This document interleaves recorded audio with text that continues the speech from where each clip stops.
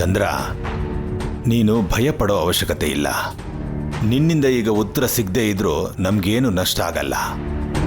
ವಿರಾಟ್ ಒಪ್ಕೊಂಡಂತ ಹೇಳಿದ್ರೆ ಆಶ್ಚರ್ಯ, ಒಪ್ಕೊಳ್ದೇ ಇದ್ರೆ ಯಾಕೆ ಅಂತ ಕೇಳೋ ಅವಶ್ಯಕತೆ ನಮ್ಗಿಲ್ಲ.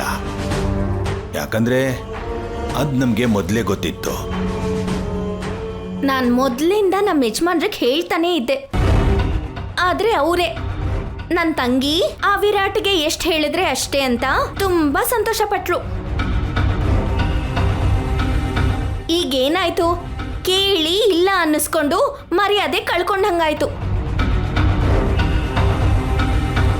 ಏನಮ್ಮ ಅದಕ್ಕೆ ಒಂಥರ ಮಾತಾಡ್ತಿದ್ದಾರೆ?